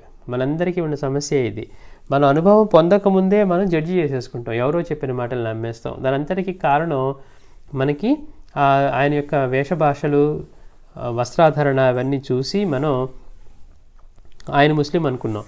అట్లాగే ఇక్కడ దారిలో చెప్పారంట ఆయన, మీరు సాయి దగ్గరికి వెళ్తున్నారు, ఆయన ముస్లిం అని. అతడు సంకోచిస్తూనే షిరిడీ చేరాడు. సాయి అతనిని చూసి ఉగ్రుడై, ఈ వెధవను బయటికి గంటండి, అతడేమో పవిత్ర బ్రాహ్మణుడు, నేను ముస్లింను. అంటే ఎవరు అటువంటి అనుమానంతో వచ్చినా కానీ వాళ్ళలోంచి ఒక్క ఆలోచన, ఒక్క మాట బయటికి రాకముందే వాళ్ళు ఏ ఆలోచనతో వచ్చారు, మనసులో ఎలాంటి సంకోచం ఉందో ఆ సంకోచాన్ని బయటికి చెప్పడం ద్వారా పటాపంచలు చేసేవారు అనమాట. ఎందుకని మనం అనుకుంటున్నాం, ఆయన యొక్క సన్నిధిని, ఆయన యొక్క దీన్ని సద్వినియోగం చేసుకోవాలంటే ముందు మనసులో ఉన్న ఆ శంక తొలగిపోవాలి, లేకపోతే అక్కడ ఉన్నా కానీ అది బోలించిన కుండతో సమానం. అందుకని బాబా ఏం చేసేవారు, ఎట్లా అయితే విజయానందుడి విషయంలో అతన్ని ప్రయాణాన్ని ఆపి బాబా సన్నిధిని అతను వినియోగించుకొని సద్గతి పొందేట్లుగా చేశారో, అంటే అది కూడా ఆయనే చేసుకోవాల్సి వస్తుంది అక్కడికి వచ్చాక కూడా. అలాగే తన దగ్గరికి వచ్చే భక్తుల యొక్క సంకోచాలని, ఇటువంటి అనుమానాలన్నింటినీ పటాపంచలు చేసి వాళ్ళని అనుగ్రహించడానికి, వాళ్ళ మనస్సుని శుద్ధం చేయడానికి బాబా వాళ్ళు ఏ మాట మాట్లాడకముందే ఆయన చెప్పేసేవారు అనమాట. ఇంతకుముందు చూసినట్టుగా నేను వెళ్ళి పూణేలోని ఆ సాధువు కాళ్ళ మీద పడు అని చెప్పినా, లేకపోతే జెండాలు ప్రదర్శించుకుని ఈ సన్యాసిని చూడనైనా చూడకూడదు, తిరిగి వెళ్ళిపో అని బాబా గద్దించినా కానీ కారణం అదే, వాళ్ళలో ఉన్న అనుమానాన్ని, ఆ శంకని తొలగించి ఆయన సర్వజ్ఞతని వాళ్ళకి తెలియజేసేవారు. అలాగే ఇక్కడ కూడా మేగుడు రాగానే అన్నారు, ఈ విధవని బయటికి గంటండి, ఇతడేమో పవిత్ర బ్రాహ్మణుడు, నేనేమో ముస్లిం అని. అంటే ఏంటి, అది వాడి భావం. బాబా నేను ముస్లింలని చెప్పట్లా, ఆ మేకుడికి ఏ భావం ఉందో ఆ భావం చెప్తున్నారు. వాడేమో పవిత్ర బ్రాహ్మణుడట, నేను ముస్లింనట అని. ఇక్కడికి వస్తే అతడి ఆచారం మంట కలుస్తుంది అని కేకలేశారు. సాయి సర్వజ్ఞతకు మేకుడు ఆశ్చర్యపోయాడే కానీ తన శంక తొలగక షిరిడి నుంచి వెళ్ళిపోయాడు. బాబా అరిచేసరికి ఆశ్చర్యపోయాడు, అరే నేను బయటికి చెప్పని విషయం సాయికి ఎలా తెలిసింది అనుకున్నాడు. కానీ ఇంకా అక్కడ పూర్తిగా భక్తి అది కలక్క అతను వెంటనే షిరిడి నుంచి వెళ్ళిపోయాడట. కానీ సాయి వెళ్ళగొట్టదలిచింది అతని శంకనే గనక త్వరలో అతడు హృదయ పరివర్తన చెంది బాబా సాక్షాత్తు శంకరుడన్న విశ్వాసం పొంది మళ్ళీ షిరిడి చేరాడు. మనం చెప్పుకుంటా ఉన్నాం, ఎందుకు బాబా అరిచేవారు, ఆయనకి ఏమైనా నష్టమా? ఆయన ముస్లిం అని ఒక రాలేదనుకోండి, మనం వెళ్ళకపోతే మనం నష్టపోతాం. మాస్టర్ గారు కూడా అంటారు, మేము పారాయణ చేస్తూ ఉన్నామండి, ఎంతకాలం చేసినా మనకేం కలగట్లేదు, మరి అందుకని మానేశాను అంటే, మంచి పని చేసావమ్మా, ఆయనకి ఆ కష్టం తప్పించావన్నారట. అంటే ఏంటి, మనం చరిత్ర పారాయణ చేయకపోతే మనకి నష్టం, అది గుర్తించకుండా మనమేదో ఆయన ఉద్ధరిస్తున్నట్టుగా చేస్తే మనకి నష్టం అనమాట, అది తెలుసుకోవాల్సిందే. అట్లా కానీ హృదయ పరివర్తన బాబా ఏం చేశారు, ఆయన వెళ్ళగొట్టదలిచింది అతని శంకనే కనుక త్వరలో అతడి హృదయ పరివర్తన చెంది బాబా సాక్షాత్తు శంకరుడన్న విశ్వాసం పొంది మళ్ళీ షిరిడి చేరాడు. ముందే చెప్పుకున్నాం కదా, ఈయన మహాశివభక్తుడని, అంటే ఈ సాయికి శివుడికి భేదమే లేదు అని ఆయన మళ్ళీ షిరిడి చేరాడట. ఎలాంటి భక్తుడు అంటే నిత్యము 4-5 మైళ్ళు నడిచి గోదావరి జలం తెచ్చి షిరిడీలోని దేవుళ్లకు అభిషేకం చేసి చివరకు మసీదులో సాయిని పూజించేవాడు. అతని రోజు ఆచరణ ఎలా ఉండేది, 4-5 మైళ్ళు నడిచి గోదావరికి వెళ్ళేవాడట. అక్కడి నుంచి గోదావరి జలం తీసుకొని వచ్చి అక్కడున్న షిరిడీలో ఉన్న మందిరాల్లో వాళ్ళకి అభిషేకాలు చేసి దేవుడి విగ్రహాలకు చివరికి మసీదులో సాయిని పూజించేవాడు. ఒకరోజు ఖండోబా ఆలయం మూసి ఉంటే అతడు తిన్నగా మసీదు చేరాడు. ఆయన నిత్యక్రమం అలా ఉండేది. ఆ రోజు ఇతను వచ్చే సమయానికి ఇంకా ఖండోబా ఆలయం తెరిచి లేకపోయేసరికి అక్కడ అభిషేకం చేయడానికి కుదరక అతను డైరెక్ట్గా మసీదుకి వెళ్ళాడట. కానీ బాబా అన్నారు, ఇప్పుడు ఆ మందిరాన్ని తెరిచారు, పూజించిరా, నిత్యక్రమం ఎప్పుడు మార్చకూడదు అన్నారు. బాబా అన్నారు, నువ్వు వెళ్ళినప్పుడు ఖండోబాలయం మూసిపోయింది కానీ మళ్ళీ ఇప్పుడు తెరిచారు, నువ్వు వెళ్ళి అక్కడ పూజ చేసుకొని రా, నిత్యక్రమం అంటే మనం చేసే క్రమాన్ని ఎప్పుడు మార్చకూడదు అన్నారు. అతను వెళ్ళి చూసేసరికి ఆలయం తెరిచి ఉన్నది. అలానే ఒక సంక్రాంతికి సాయిని సాక్షాత్తు శివునిలా అర్చించదలిచి అతడు గోదావరి జలం తెచ్చాడు. చూడండి గమ్మత్తు, ఇతను ఎలా అనుకుంటూ ఉన్నాడు, తను పూజించే ఆ పరమశివుడికి ఈ బాబాకి భేదమే లేదు అనే అనుభవంతో లేకపోతే నమ్మకంతో అక్కడ వస్తూ ఉన్నాడు. కాబట్టి ఒక సంక్రాంతికి అనుకున్నాడట ఈయన్ని సాక్షాత్తు శివుడిని అర్చించాలని. శివుడు అభిషేక ప్రియుడు కాబట్టి ఈయన కూడా బాబాకు కూడా అభిషేకం చేయాలనుకున్నాడు. అందుకని ఏం చేశాడట, శివుడిలో అర్చించదలిచి బాబాని అతడు గోదావరికి వెళ్ళి జలం తీసుకొచ్చాడు. అప్పుడు బాబా అన్నారు, నేను ఫకీర్ను, నాకు స్నానం తగదు అన్నారు. చూడండి గమ్మత్తు, బాబా ఏమంటున్నారు, నేను ఫకీర్ని, నాకు స్నానం తగదు అని ఎంత చెప్పినా కానీ ఆయన వినలేదు. సరే, చివరకు సాయి తమ తలను మాత్రమే అభిషేకించమన్నారు. చూడండి అసలు ఎంత గమ్మత్తుగా ఉంటాయి. బాబా అయినా తల మీద కనుక మనం నీళ్ళు ఒక్క తలని ఎలా అభిషేకిస్తామండి మనం. ఇప్పుడు మనం శివాలయంలో మనం అభిషేకం చూస్తూ ఉంటే మనం పైన పోస్తే చక్కగా శివలింగం అంతా తడుస్తుంది, అదంతా తడుస్తుంది. ఈయనేమో ఆయన సాక్షాత్తు శివుడే అని బాబాకి అభిషేకం చేయాలనుకుంటే బాబానేమో ముద్దు మందలించారు, మరి నేను ఫకీర్ని, నాకు స్నానం తగదు అన్నారు. కానీ ఒక్కోసారి చిన్నపిల్లలు చేసే మారంలాగా భక్తులు చేసే మారాన్ని కూడా ఆయన దాన్ని ఒప్పుకునేవారు అనమాట. సరేలే ఇతను ఒప్పుకునేటట్లేడని సరే బాబా అన్నారు, తమ తలని మాత్రమే అభిషేకించమన్నారట. మనకి ఆలోచన కూడా రాదు, బాబా తలని అభిషేకించమన్నారులే అని మనం అనుకుంటాం. కానీ అలా కూర్చొని ఉండడానికి తల మీద నీళ్లు పోస్తే మిగిలిన తడవకుండా ఎలా ఉంటుంది. కానీ అతడు భక్తావేశంతో హరహర మహాదేవ అంటూ నీరు వారిపై కుమ్మరించాడు. మామూలుగా మనకి శివలింగానికి అభిషేకం చేసినట్టే చేశాడు ఆయన. అయినా కానీ వారి తల మాత్రమే తడిసింది. చూడండి, అద్భుతం అంటే అట్లా ఉంటుంది. సాయి ముందే అన్నారు, కేవలం తలను మాత్రమే అభిషేకించమన్నారు. ఇతడు ఆవేశంతో ఆ గోదావరి నీరంతా ఆయన మీద కుమ్మరించినా కానీ ఆ గిన్నెతోటో గ్లాస్తోటో అవన్నీ బాబా మీద పోసినా కానీ కేవలం ఆయన తల మాత్రమే తడిచిందట. ఆయన సంకల్పించిందే జరుగుతుంది. అంటే ఈ లీల ఊహించుకుంటేనే మనకి ఎంత ఆశ్చర్యంగా ఉంటుందో. ఒంటి మీద పైనుంచి మొత్తం నీళ్లు పోస్తే తల వరకు తడిచి మిగిలిన శరీరం మీద ఒక చుక్క కూడా లేకపోవటం. అతడు తన గదిలో బాబా పటాన్ని కూడా పూజించేవాడు. ఒకరోజు తెల్లవారుజామున అతడు మెలకువగా కళ్ళు మూసుకొని పడుకున్నప్పుడు అతని మనోనేత్రానికి సాయి స్పష్టంగా గోచరించి అక్షింతలు చల్లి గోడ మీద త్రిశూలం గీచి అర్చించు అన్నారు. ఇతను బాబాని పూజించడంతో పాటు ఇంట్లో కూడా తన గదిలో బాబా పటాన్ని కూడా పూజించేవాడట. ఒకరోజు తెల్లవారుజామున, అంటే అతని మెలకు వచ్చి కళ్ళు మూసుకొని, అంటే మెలకుగా ఉన్నాడు కానీ ఇంకా లెగవకుండా జస్ట్ కళ్ళు మూసుకొని పడుకొని ఉన్నాడట. అతని మనోనేత్రానికి సాయి స్పష్టంగా గోచరించి అక్షింతలు చల్లి గోడ మీద త్రిశూలం గీచి అర్చించు అన్నారు. కళ్ళు తెరిచేసరికి ఎవరూ లేదు. ఎవరూ లేరు. గది తలుపులు మూసే ఉన్నాయి, కానీ అతని ప్రక్క మీద అక్షింతలు ఉన్నాయి. సాయి నుంచి అనుభవం పొందితే ఎలా ఉంటుంది అంటే అలా ఉంటుంది. తలుపులు వేసే ఉన్నాయి, కళ్ళు మూసుకొని ఉన్నాడు, కానీ బాబా యొక్క దర్శనం జరిగింది. తర్వాత అక్షింతలు చల్లినట్టుగా ఉంది. ఇతని కళ్ళు తెరిచి చూస్తే అతని పక్కనే అక్షింతలు ఉన్నాయట.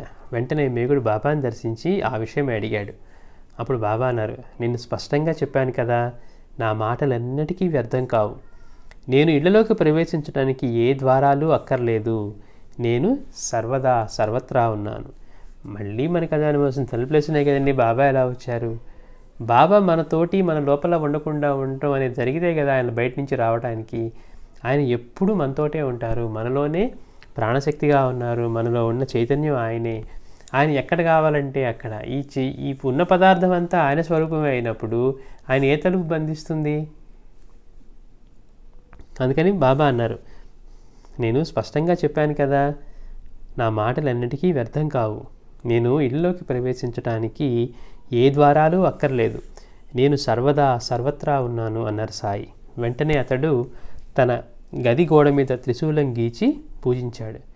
మరురోజు పూణే నుండి వచ్చిన ఒక భక్తుడు సాయికి ఒక శివలింగం సమర్పించాడు. సరిగ్గా సమయానికి మేగుడు మసీదుకి వచ్చాడు. చూడండి, ఇదంతా మనం కోయిన్సిడెన్స్ అనుకుంటాం, కానీ అదంతా ఎలా జరగబోతుందో ముందే సాయికి తెలుసు అనమాట. ఆ తర్వాత రోజు పూణే నుంచి ఒక భక్తుడు ఏం చేశాడు, బాబాకి ఇవ్వడం కోసం ఒక శివలింగం తీసుకొచ్చాడట. తీసుకొచ్చి బాబాకి సమర్పిస్తే సరిగ్గా సమయానికి మేకుడు మసీదుకి వచ్చాడు. సాయి శివలింగం అతనికి ఇస్తూ, సాక్షాత్తు శివుడే వచ్చారు, సేవించుకో అన్నారు. ముందు రోజేమో త్రిశూలం గోడ మీద గీసి అర్చించుకోమన్నారు. తర్వాత రోజు శివలింగం వస్తే అప్పుడు బాబా అన్నారు, సాక్షాత్తు శివుడే వచ్చారు, సేవించుకో అన్నారు. కాకాసాహెబ్ దీక్షిత్ సరిగ్గా అదే సమయంలో గదిలో సాయిని స్మరిస్తూ ఉండగా అతనికి ధ్యానంలో ఒక శివలింగం కనిపించింది. కొద్దిసేపటికి అలాంటి లింగమే మేగుడు తీసుకొచ్చాడు. నిత్య పూజ కూడా సద్గురువు యొక్క అనుగ్రహంతోనే సఫలమవుతుంది. మనం గతంలో చెప్పుకున్నాం, పారాయణ కానీ ఇవన్నీ కూడా సద్గురు యొక్క అనుగ్రహంతోనే సఫలమవుతుంది. మనం ఊరికే చదువుకున్నాం అనుకోండి, అందులో ఏమున్నాయో ఒక్క ముక్క అర్థం కూడా కావు. సద్గురు యొక్క అనుగ్రహం లభించిన తర్వాత మనం ఆయన ప్రార్థించి మనం పారాయణ చేసుకుంటే అప్పుడు దాకా ఏదో చిన్న విషయాలు కనిపించే అదే గ్రంథంలోంచి మనకి అద్భుతమైన విషయాలు తెలుస్తూ ఉంటాయి అన్నమాట. అంటే ఒక సద్గ్రంథ పారాయణ కూడా సద్గురు యొక్క అనుగ్రహంతో తెలుస్తుంది. లేదనుకోండి, మనకేదో ఇందాక మనం చెప్పుకున్నట్టుగా పైన ఒక లీలలా జరుగుతూ ఉంటాయి, ఒక కథలుగా అర్థమవుతూ ఉంటాయి. కృష్ణుడు లాంటి వాళ్ళని సైతం మనం అనుమానించే స్థాయిలోనే ఉంటాం. అంతటి మహాత్ముడు అయ్యుండి అంతమంది చావుకి కారణమయ్యాడు. అర్జునుడు కనుక అవన్నీ పడేసినప్పుడు వదిలేస్తే అంతమంది చచ్చిపోయేవాడు కాదు కదా అనేవాళ్ళు బోల్డంత మంది ఉన్నారు. ఆయన ఎక్కడి భగవంతుడని. కానీ ధర్మం కానీ మనకి ఏమీ తెలియకపోవటం వల్ల మనం అలా మాట్లాడతాం. అందుకని ఎలాంటి గ్రంథాలు చదువుకున్నా వాటిలోంచి ఇలాంటి విపరీతమైన అర్థాలు తీసుకుంటాం తప్పించి అన్ని జీవుల్లోంచి సంచరిస్తూ ఉన్న పరమాత్మని గుర్తించడం అనేది మనకి సాధ్యమే కాదనమాట. అందుకని మనం గుర్తుంచుకోవాల్సింది నిత్య పూజ కూడా సద్గురువు యొక్క అనుగ్రహంతోనే సఫలమవుతుంది అని. ఇట్లా వచ్చిన బాబా దగ్గరికి వచ్చిన మేగుడు 1912లో చనిపోయాడు. సాయి ఆ శవాన్ని నఖశిఖ పర్యంతము నిమిరి ఇతడే అసలైన భక్తుడు అన్నారు.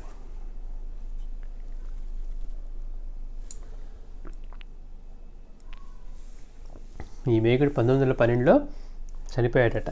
చనిపోతే బాబా ఆ శవాన్ని నఖశిఖ పర్యంతము నిమిరి, అంటే చూడండి అతను బాబాని ఎంత భక్తితో, ఎవరైతే కేవలం ఈ సాయిని ముస్లిం అనుకునే బాబా దగ్గరికి వచ్చి మళ్ళీ వెళ్ళిపోయాడో, తర్వాత మళ్ళీ బాబాయ్ అనుగ్రహంతో తను పూజించే శివుడు సాయి ఒక్కరే ఆయన వచ్చి అంత ఇదిగా సేవించాడో, అతను 1912లో చనిపోయినప్పుడు బాబా శవాన్ని అంతా కూడా పైనుంచి కింద దాకా అట్లా నిమిరి బాబా అన్నారట, ఇతడే అసలైన భక్తుడు అన్నారు. ఒక గురువు నుంచి అటువంటి ఈ మాట రావడం ఎంత ధన్యమైపోయినట్టు అతని జీవితం. ఇతడు అసలైన భక్తుడు. మనం అంతకుముందు ఏం చెప్పుకున్నాం, బాబా అన్నారు ఇంతమందిలో నా శిష్యుడిని చెప్పుకోవడానికి నాకు ఒక్కళ్ళు కనపడలేదన్నారు. కానీ ఇక్కడ ఇతన్ని భక్తుడు అంటున్నారు, అంటే ఇతను అంత భక్తితో ఆయన్ని సేవించాడు అనమాట. శవాన్ని తీసుకుపోతూ ఉంటే బాబా కూడా కొంత దూరం వెళ్ళి శవంపై పూలు చల్లి వచ్చారు. దహనమయ్యాక కూడా ఆయన సామాన్యులా శోకించి తమ ఖర్చుతో అందరికీ సంతర్పణ కూడా చేశారు. చూడండి, మేగుడి జీవితం ధన్యం అనమాట. ఎట్లా అంటే సాయిని సైతం కదిలించగలిగాడు. ఇది నేను నిజమైన భక్తుడని అనటం ద్వారా, అట్లానే అతన్ని అంతిమ సంస్కారం కోసం శవాన్ని తీసుకువెళ్తూ ఉంటే బాబా కూడా అతనితో పాటు కొంచెం దూరం నడిచి వెళ్ళి ఆ శవం పైన పూలు చల్లి వచ్చారట. పైగా దహనం అయిపోయిన తర్వాత కూడా బాబా కూడా సామాన్యులాగా శోకించి తమ ఖర్చుతో అందరికీ సంతర్పణ చేశారు. తర్వాత తెచ్చిన శివలింగాన్ని ఆయన గురుస్థానంలోని వేప చెట్టు క్రింద ప్రతిష్ఠించారు. గురుస్థానంలో ఉండే ఈ శివలింగం ఈయన ప్రతిష్ఠించింది, ఇతనికి ఇచ్చినటువంటిదే అని చెప్తున్నారు. అట్లానే అంటే మేఘుడు ఆయన్ని ఎంతగా సేవించి ఉంటాడో, ఎంత భక్తితో సేవించి ఉంటాడో, ఇతడే అసలైన భక్తుడు అని అనిపించుకొని అతను వెళ్ళిపోయిన తర్వాత కూడా, అతని దహన సంస్కారాలు అయిపోయిన తర్వాత కూడా బాబా కూడా వచ్చి సామాన్యులా శోకించారు అంటే చూడండి ఎంతటి ఆశ్చర్యంగా ఉంటుందో. ఆయన భక్తి కానివ్వండి, బాబా యొక్క కరుణ, ప్రేమ కానివ్వండి. బల్వంత్ నాచ్నేకు చాలా కాలం సంతానం దక్కకుంటే ఆ దంపతులు 1915లో షిరిడీ వచ్చారు. నాచ్నే భార్యకు ఒక కొబ్బరికాయ ప్రసాదించమని బాబాని ఒత్తిడి చేశాడు శ్యామ. మనకేంటి, మహాత్ముల దగ్గర కనుక వీళ్ళు ఉంటాం మొదలు పెడితే ఇక వీళ్ళు మనం చెప్పిన మాటే వినాలి. వీళ్ళు నాకు తెలిసిన వాళ్ళు, బాబా వీళ్ళకి మేలు జరిగేట్టు దీవించు, వీళ్ళకి పిల్లలు లేరంట పిల్లలు ప్రసాదించు. మనందరం కూడా మనమున్నా కానీ అదే వెరితనంతో చేస్తాం. అంటే ఏంటి, కొద్దిగా ఆయనకి సేవ చేయగానే ఆయన మీద మనకేదో ఆధిపత్యం వచ్చినట్లు, మనకి వీళ్ళంతా మన వాళ్ళకి పని చేయించుకోవాలనుకోవటమో, లేకపోతే వాళ్ళని దీవించండి, వీళ్ళని దీవించండి, వీళ్ళు కష్టాలతో ఉన్నారు అని ఇదంతా చేస్తూ ఉంటాం. దీని గురించి మనం గతంలో చెప్పుకుంటూ అన్నాం. పాకలపాడు బాబుగారి గురించి కూడా మనం చెప్పుకున్నప్పుడు మాస్టర్ గారు వీళ్ళని అడిగారట. అడిగితే ఎవరితో అట్లా మీరు సేవ చేయించుకోవచ్చు కదా ఎవరన్నా వచ్చి ఉండే భక్తులతోటి అంటే ఆయన అన్నారట, వీటికంటే ఇక్కడ అంటే భక్తితో సేవ చేస్తాను వచ్చే వీళ్ళకంటే కూడా మనల్ని ఎప్పుడు విశ్వాసంతో అంటిపెట్టుకునే రోగాలే నయం బాబు అన్నారట. అవన్నీ విశ్వాసంతో అంటిపెట్టుకొని ఉంటాయి. వీళ్ళు కొంతకాలం చేయగానే ఆయన మీద ఆధిపత్యం వచ్చేసింది. మనం ఎన్నోసార్లు చెప్పుకున్నాం, మనం అన్ని మందిరాల్లో ఇలానే చూస్తూ ఉంటాం. అక్కడికి వెళ్ళేటప్పుడు ఏమో భక్తి సేవ చేయాలనుకుని వెళ్తాం. 2 రోజులు ఉండగానే మనం అక్కడ ఆ స్థానానికి మనమేదో మన కంట్రోల్ వచ్చేసినట్టు, మనం జరగాలనుకుంటూ మీరు లైన్లో ఉండండి, మీరు ఇలా చేయకూడదు, మీరు ఇలా చేయకూడదు అని చెప్పే స్థాయికి, లేకపోతే మనం నిర్ణయాలు అక్కడ వాళ్ళ మీద రుద్దడానికి ప్రయత్నిస్తూ ఉంటాం అన్నమాట.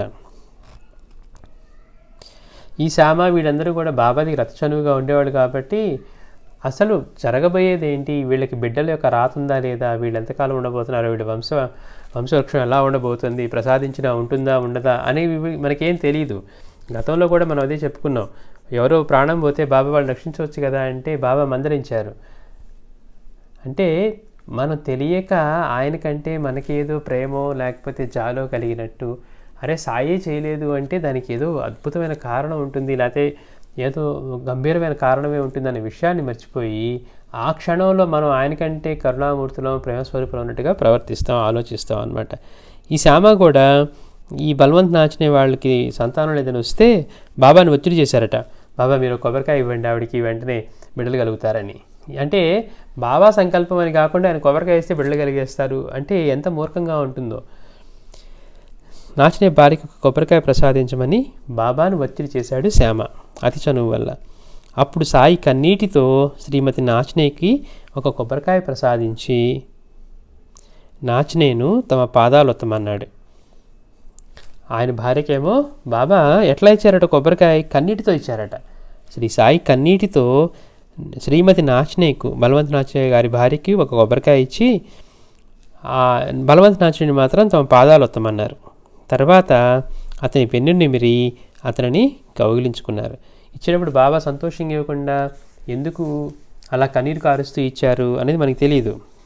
శ్యామకు కూడా తెలియదు బాబా కొబ్బరికాయ ఇచ్చారు అనుకుంటున్నాడు. అతనికి 1919లో కొడుకు పుడితే కాళూరామ్ అని పేరు పెట్టారు. బల్వంత్ నాచ్నేకి 1919లో కొడుకు పుట్టాడట. అతనికి కాళూరామ్ అని పేరు పెట్టారు. వాడు 3వ ఏటనే హరే రామ్ అని జపిస్తూ ఉండేవాడు. ఇది చూడండి, బాబా ఇచ్చిన ప్రసాదం వల్ల పుట్టినవాడు 3 సంవత్సరాలకే హరే రామ్ అని జపం చేస్తూ ఉండేవాడట. హెగ్డే అనే పండితుడు వాడిని గమనించి అతడు శ్రీకృష్ణుడు బాల్యమిత్రుల్లో ఒకడు అని చెప్పాడు. అంటే చూడండి అసలు ఎంత గమ్మత్తుగా ఉంటాయి, మనకి ఆ ఊహకు కూడా అందో. ఈ హెగ్డే అనే ఒక పండితుడు ఈ పిల్లవాడిని గమనించాడట. ఈ కాళూరామ్ని గమనించి ఏమని చెప్పాడు, ఇతను శ్రీకృష్ణుడి బాల్యమిత్రుల్లో ఒకడు అని చెప్పాడట. కాళు కృష్ణునితో తన ఆటపాటల గురించి ఏ రోజు ఏమి చెప్పేవాడో అదే రోజు హెగ్డే హరి విజయం పారాయణలో వచ్చేది. అంటే ఈ పిల్లవాడు తాను కృష్ణుడితో ఎలా గడిపింది అంటే తన ఆటపాటల గురించి చెప్తూ ఉండేవాడు. అతను చేసే గ్రంథంలో హరి విజయంలో కూడా అవే వచ్చేవట. కృష్ణుడు నేర్పించేవాడు, అతడు నా వీపు పైన ఎక్కి నేను అతని కాలు గిచ్చి పైకి చూసేసరికి నా ముఖాన్ని వెన్నకొట్టేవాడు, ఇలా చెప్తూ ఉండేవాడు కాలు. అంటే ఆయన సంకల్పిస్తే ఏమైనా చేయగలరు సాయి. ఇక్కడ వీడికి ప్రసాదించిన బిడ్డ ఎలాంటి వాడంటే అలాంటి బిడ్డ అనమాట. అందుకే 3వ సంవత్సరంలో వచ్చేసరికి అతను హరినామాన్ని జపం చేస్తూ ఉన్నాడు. 3వ సంవత్సరంలో హరిరామ అనే నామాన్ని జపం చేస్తూ ఉన్నాడు. ఇతను గమనించిన ఈ హెగ్డేకి ఆశ్చర్యం కలిగేదట. పైగా ఈ హెగ్డేతో అతను మాట్లాడుతూ ఏం చెప్పేవాడు, ఎలా చెప్పేవాడు, మనమైతే వీడికి పిచ్చి పట్టింది కృష్ణుడు ఆడుకోవడం ఏంటి అనుకునేవాళ్ళం. కానీ అతను అలా కథలు కృష్ణుడి గురించి చెప్తూ ఉండేవాట. నాతో కృష్ణుడు ఆడుకునేవాడు అని తన ఆటపాటల గురించి. పైగా ఏ రోజు ఏం చెప్పేవాడో ఆ రోజు హెగ్డే చేసే హరివిజయం పారాయణ కూడా అదే వచ్చేది. కృష్ణుడు నన్ను ఏడిపించేవాడు, అతను నా వీపైన ఎక్కి నేను అతని కాలుకిచ్చి పైకి చూసాక నా ముఖాన్ని వెన్నకొట్టేవాడు అని ఇలా చెప్తూ ఉండేవాడు కాలు. అప్పుడు అతనికి తలపై గుడ్డ కప్పుకొని కళ్ళు పైకి తిప్పి యోగిలా కూర్చునేవాడు. అప్పుడప్పుడు కూడా తన తల మీద ఒక గుడ్డ కప్పుకునేవాడట. గుడ్డ కప్పుకొని కళ్ళు మూసుకొని కళ్ళు కూడా పైకి త్రిప్పి, అంటే ఫోకస్ అంతా కూడా పైకి పెట్టి అట్లా ఒక యోగిలా కూర్చునేవాడు. ఒకరోజు సందేశ్ అనే పత్రికను తెప్పించి దాని అట్ట మీద ప్రణవంలో ఉన్న శ్రీకృష్ణుని బొమ్మ గోడ కంటించాడు. ఆ పుస్తకంలోని ఒక వ్యాపార ప్రకటనలో గ్రామ్ఫోన్ ముందు కూర్చున్న కుక్క బొమ్మ చూపి, అది శ్రీకృష్ణ సందేశం, ఆ కుక్క దాని యజమాని వాణి ఎంత శ్రద్ధగా వింటుందో అలా చేస్తే నీకు బాబా మాటలు వినిపిస్తాయి, నేను అలాగే చేస్తూ ఉంటాను అన్నాడు కాలు. అంటే మనం అంతకుముందు పాత రోజుల్లో ఇప్పుడు ఏది కనపడవు కానీ ఆ గ్రామ్ఫోన్ దాని మీద ఆ కుక్క బొమ్మ ఉంటుందన్నమాట, అది కూర్చొని వింటున్నట్టుగా. దాన్ని ఆయన చెప్తున్నాడు, కాలు ఏం చెప్తున్నాడు, అది శ్రీకృష్ణ సందేశం, ఆ కుక్క దాని యజమాని వాణి ఎంత శ్రద్ధగా వింటుందో అలా చేస్తే నీకు కూడా బాబా మాటలు వినిపిస్తాయి అన్నారు. నేను అలాగే చేస్తూ ఉంటాను అన్నాడు కాలు. బాబా కొంత నీకెలా తెలుసు అంటే అది ఏం చెప్పలేదు. మరి బాబా 1918లో సమాధి చెందారు కదా, 1919లో కదా ఇతను పుట్టింది, మరి ఇతనికి బాబా గురించి ఎలా తెలుసు, నీకు ఆయన బాబా గురించి ఎలా తెలుసు అంటే చెప్పలేదట ఇతను. అతన్ని చూడటానికి మహాత్ములు, ఉపాసనీ బాబా మరియు గాడ్గీ బాబా వీరందరూ వచ్చారు. కాలుకు 1927లో వంటికి నీరు పట్టి జ్వరం వస్తే బాబా ఊది మాత్రమే ఇచ్చారు. అంటే దీన్ని చూడటానికి అంటే గొప్ప గొప్ప వాళ్ళు, ఈ గాడ్గీ బాబా చేత మహాత్ములైనటువంటి ఆ చాకలి వాడు అనమాట గాడ్గీ బాబా అంటే ఆయన. తర్వాత ఈ ఉపాసనీ బాబా వీళ్ళందరూ కూడా వచ్చి అతన్ని చూశారట. 1927లో పుట్టిందేమో 1919లో, అంటే 8 సంవత్సరాల వయసులో వంటికి నీరు పట్టి జ్వరం వస్తే బాబా ఊది మాత్రమే అతనికి ఇచ్చారు. పవిత్రమైన కార్తీక శుద్ధ ఏకాదశి నాడు అతడు తండ్రితో జ్ఞానేశ్వరి 13వ అధ్యాయం వినిపించు, నేను వెళ్ళిపోతున్నాను అన్నాడు. అంటే భగవద్గీతలోని 13వ అధ్యాయం చదివి వివరించమన్నాడట. నేను వెళ్ళిపోతున్నాను అన్నారు. తండ్రి దుఃఖం వల్ల చదవలేకపోతే అతడు ఆ గ్రంథాన్ని చూస్తూ ప్రాణం విడిచాడు. వెనుక కొబ్బరికాయ ప్రసాదించేటప్పుడు సాయి కన్నీరు ఎందుకు కార్చారో నాచనేకు అర్థమైంది. బాబా ఎందుకు ఈ బల్వంత్ నాచనేకి ఆయన భార్యకి కొబ్బరికాయ ఇస్తూ ఉన్నప్పుడు కళ్ళమని నీళ్లు కార్చారో అప్పుడు అర్థమైందట వీళ్ళకి. అంటే అలాంటి బిడ్డనిచ్చారు. అతను యోగిలా ఉన్నాడు.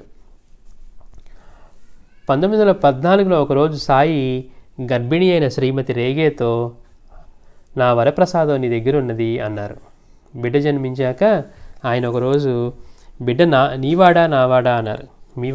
మీవాడే అన్నాడు రేగే. చూడండి 1914లో బాబా శ్రీమతి రేగేతో ఆవిడ గర్భిణీగా ఉన్నప్పుడు బాబా అన్నారట, నా వరప్రసాదం నీ దగ్గర ఉన్నది అన్నారట. అంటే నీ గర్భంలో పెరుగుతున్న బిడ్డ నా ప్రసాదం అని చెప్తూ ఉన్నారు. బిడ్డ జన్మించాక ఆయన ఒకరోజు బిడ్డ నీవాడా నావాడా అన్నారు. సరే మనం ఏదో మొహడానికి అనేస్తామా మీవాడే బాబా అని.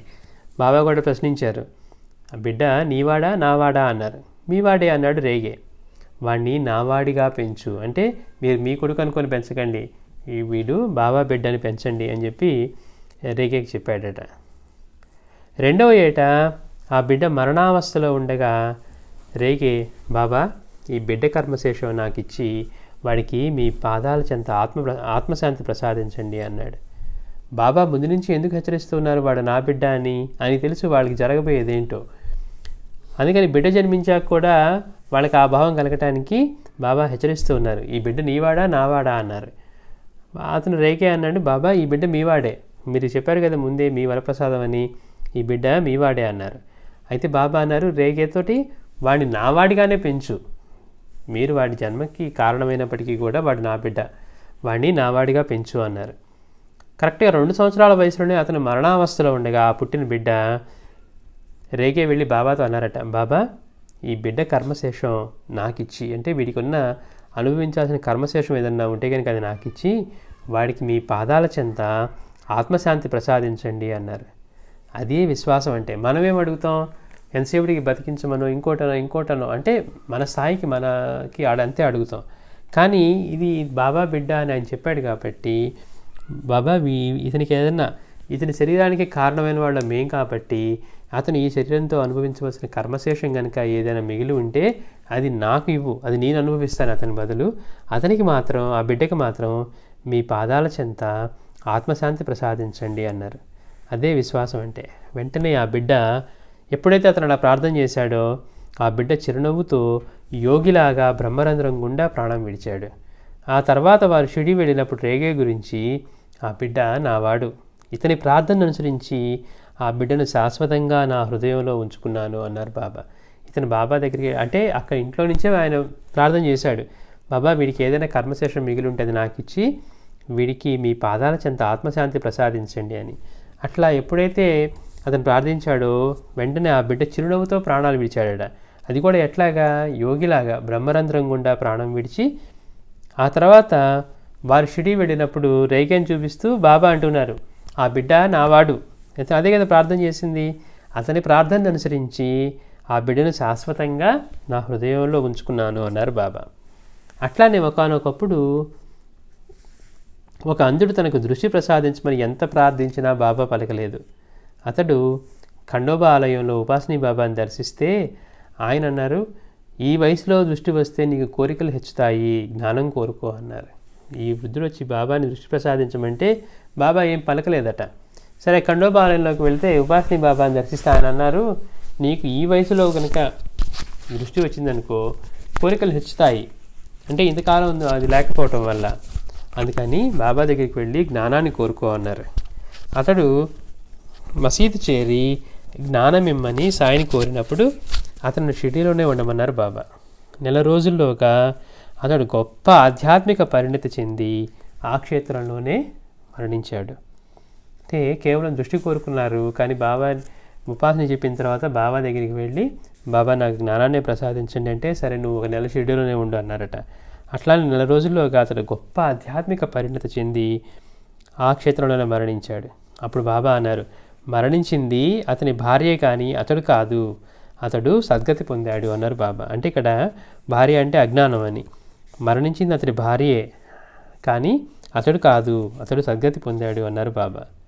అట్లానే మహల్సాపతి సాయిని ఎంతగానో సేవించాడు. కొన్ని సేవలు అతడు మాత్రమే చేసేవాడు.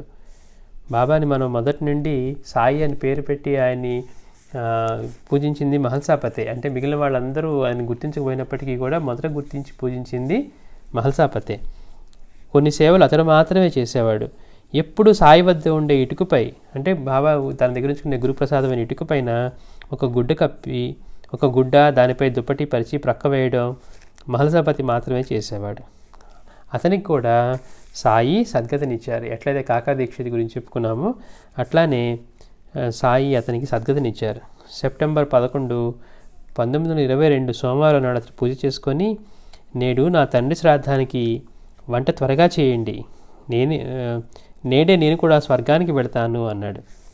ఆ రోజు వాళ్ళ తండ్రి గారి శ్రాద్ధానికి కార్యక్రమం జరుగుతూ ఉంటే, త్వరగా వంట చేయండి, నేను కూడా పూజ ముగించుకొని ఈరోజే నేను కూడా స్వర్గానికి వెళ్ళిపోతాను అన్నారు. అందరి భోజనాలు అయ్యాక అతడు కూడా తాంబూలం వేసుకొని కఫ్నీ ధరించి కుమారుడు మార్తాండుకు తన దండమిచ్చి భక్తి మార్గంలో జీవించు అని చెప్పి రామా అని ప్రాణం విడిచాడు. అంటే సాయిని అంతగా విశ్వాసంతో అంటిపెట్టుకొని సేవించినందుకు సాయి అతనికి సద్గతినిచ్చారనమాట. అంటే అతనికి సంకల్పించిన రోజే అతను కూడా వెళ్ళిపోయేట్టుగా చేసి పైగా అతను విడిపోయేటప్పుడు రామా అని అంటూ ప్రాణం విడిచాడట. ఒక మేకకు, ఒక బర్రెకు, ఒక పెద్ద పులికి కూడా సాయి సద్గతిని ఎలా ప్రసాదించారో వేరే అధ్యాయాల్లో చూస్తాం. ముందంతా మనం మేక గురించి చెప్పుకున్నాం. దాన్ని నరకు అంటే వీళ్ళందరూ వెనకడుగు వేస్తూ ఉన్నా కానీ చివరికి దీక్షిత్ ఒక్కడే ఆ పని చేయకపోతే బాబా ఆపేశారు. కానీ అది కొద్ది అడుగులు వేసి తర్వాత అది ప్రాణం విడిచింది. అట్లా సద్గురు సన్నిధిలో అది ప్రాణం విడటం వల్ల దానికి కూడా సద్గతి ప్రసాదించారు.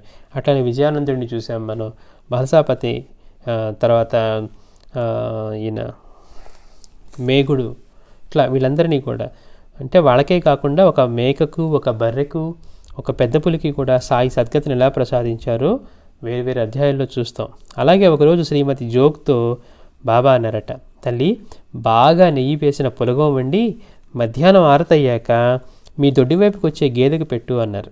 ఒకరోజు శ్రీమతి జోగ్తో బాబా అంటున్నారు, అమ్మ బాగా నెయ్యి వేసి పులగం వండిన తర్వాత మధ్యాహ్నం ఆరతైపోయిన తర్వాత మీ దొడ్డి వైపుకి వచ్చే ఒక గేదె వస్తుంది, ఆ వైపుకి దానికి పెట్టు పులగం అన్నారట. ఆమె పులగం చేసేసరికి దొడ్డివైపు ఒక గేదె వచ్చి పులగం తిని చనిపోయింది. ఆమె భయపడిపోయింది. అయ్యో బాబానేమో పులగం పెట్టమన్నారు, అది పెడితే అది తిని చచ్చిపోయింది అని భయపడుతూ ఉంటే బాబా అన్నారు, నీకు ఏ దోషము లేదు, దాని చివరి కోరిక తీరి మంచి జన్మకెళ్ళింది అని అభయం ఇచ్చారు. ఆశ్చర్యం కదండి, గేదెకి పులగం తినాలని కోరిక ఏంటి అంటే దాని గత జన్మల్లోంచి ఉంటుంది ఆ కోరిక. అందుకని బాబా ఏం చేశారు అంటే మనకి ఎంతటి ఆశ్చర్యం ఉంటుంది. సాయి అంటే ఏదో మనలాంటి మానవులు చెప్పుకునే కష్టాలు కోరికలు తీర్చడమే, వాళ్ళకేదో ఇంకా కొంచెం గొప్ప సాధకులు అయితే వాళ్ళకి ఆధ్యాత్మిక విద్యను అందించడమో, బోధించడమో, ముద్రించడమో చేస్తూ ఉంటారు. మరి ఇలాంటి చిన్న చిన్న జంతువుల పట్ల, సృష్టిలో ఉన్న అన్ని జీవరాశుల పట్ల ఆయన ఎంత జాగరూకతతోటి వాటి చివరి కోరికలు తీరుస్తూ వాటికి ఉత్తమ గతులు ప్రసాదిస్తూ ఉంటారో చూస్తే ఎంత ఆశ్చర్యంగా ఉంటుందంటే మనం తెలుసుకునే సాయి, మనం అనుకునే సాయి, అసలు నిజమైన సాయికి ఎంత భేదం ఉంటుందా అంటే మనుషుల గురించి తనను ఆశ్రయించిన వాళ్ళనే కాకుండా ప్రతి ఒక్క జంతువులు చిన్న చిన్న విషయాల పట్ల కూడా ఆయన ఎంత జాగరూకతతో ఉంటారు. వాటి కోరికలు తీర్చి మళ్ళీ వాటికి ఉత్తమ గతులు ఇవ్వటం కోసం కానీ ఎంత ఆశ్చర్యాన్ని కలిగిస్తుందో అన్నమాట. శ్రీ సచిదానంద సద్గురు సాయినాథ్ మహారాజుకి జై. ఈరోజు ఈ సద్గతి అధ్యాయం ఈరోజే స్టార్ట్ చేసాం, ఈరోజే ముగించాం. చిన్న అధ్యాయం. వచ్చే వారం కూడా చాలా చిన్న అధ్యాయమే. ఎందరు భక్తులు అన్ని రూపాలు, అంటే భక్తులు ఎలా స్మరిస్తే అలా ప్రకటమయ్యేవారు అనమాట. ఆయన ఎంతమంది భక్తులు ఉన్నారో అన్ని రూపాలు సాయివే. అది వచ్చే వారం చెప్పుకుందాం. ఇప్పుడు భజన చేద్దాం.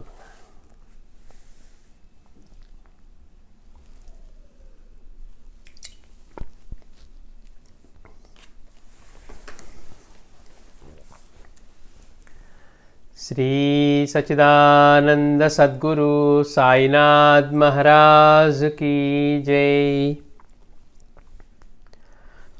గురుర్బ్రహ్మా గురుర్విష్ణుః గురుర్దేవో మహేశ్వరః గురు సాక్షాత్ పరబ్రహ్మ తస్మై శ్రీ గురవే నమః. గురుర్బ్రహ్మా గురుర్విష్ణుః గురుర్దేవో మహేశ్వరః గురు సాక్షాత్ పరబ్రహ్మ తస్మై శ్రీ గురవే నమః. గురుర్బ్రహ్మా గురుర్విష్ణుః గురుర్దేవో మహేశ్వరః గురు సాక్షాత్ పరబ్రహ్మ తస్మై శ్రీ గురవే నమః. శ్రీ గణనాథ గజానన